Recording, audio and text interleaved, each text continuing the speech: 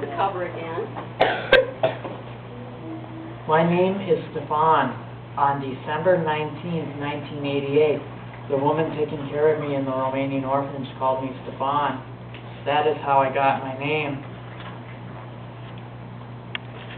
I have always known my name is Stefan, but when I was little and someone called Stefan, I didn't react and didn't look at them. I could hear them, but I was too busy. I was looking at maps and memorizing roads, drawing pictures of trains, playing with my train set, or watching Thomas the Tank Engine.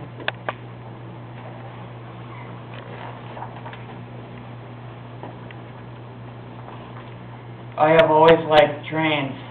I like rail fanning best of all. Rail fanning means watching trains. Sometimes my love of trains and maps got me into trouble. Stefan, it's time to eat supper. Come to the table. Mom waited and waited. Sometimes she got angry with me because I didn't react or do as she asked. Stefan, it's time for reading. Put your train map away. You need to pay attention. At school, it was the same. I didn't react when asked to do something. My teacher tried to stay patient and calm. I just kept thinking about trains and my favorite highway routes. My favorite highway is Route 10 because it's smooth and straight. My love of trains and maps did not help me make friends.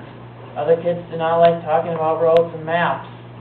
Other kids like to play sports like t-ball and kickball. Other kids like to watch cartoons and movies. I didn't like those things, so I was alone a lot. I think being alone bothered my mom more than it bothered me. She would come to school and see me sitting alone during recess or at lunchtime. I hated the lunchroom. It was way too loud with way too many kids in one space. So I ate in the hallway. I was okay with that, but it bothered my mom.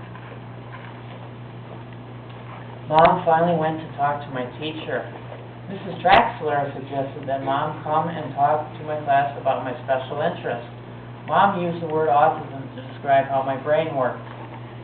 Before Mom talked to my first grade class, she asked me a lot of questions about trains and maps and why I was so interested in them. I have liked trains right from the very start. Maybe it's because the train went right past the orphanage where I lived when I was little. Trains run on a track and they stay on a track. Watching freight trains is the best. The different cars are really interesting to watch. I feel happy and good when I think about trains. I love roads and highways too, especially when there are cars and trucks. I like them best when they're not too crowded and not too bumpy. Smooth roads keep you going the speed limit. Roads make me happy. What bothers me about bumpy roads is that major potholes could flip a vehicle over. When I am on bumpy roads, I'm stressed. Stress does not feel good. I get sick. It feels like a pain in my brain. Enough about bumpy roads.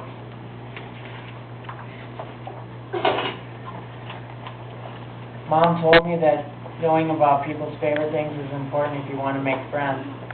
She came to school to talk about my favorite things. Actually, Mom and I both talked. I am good at computers, so I used some PowerPoint slides to share with the kids in my class. It was fun making the slides. They told my story and I wasn't nervous at all. The kids in my class loved it. They found out that I was more like them than different from them. I told them that I liked my autism. My principal, Mr. Pribble, came to hear about me too. Before that time when I saw the principal, it was usually because I was having trouble during the fire drill or in the lunchroom. The kids asked lots of questions. I told them the entire train route and times of departures for the Amtrak Empire Builder from Minneapolis to Chicago. They couldn't believe how good my memory is. Before that, they didn't think that I was very smart, but now they do. Now when I start talking to my kids in my class about trains and roads, they don't mind so much. I also try to remember to ask them about some of their interests, such as sports and movies. We sometimes play games together like Monopoly, Cards, and Trouble. Some of the kids even asked me to sit with them during lunch.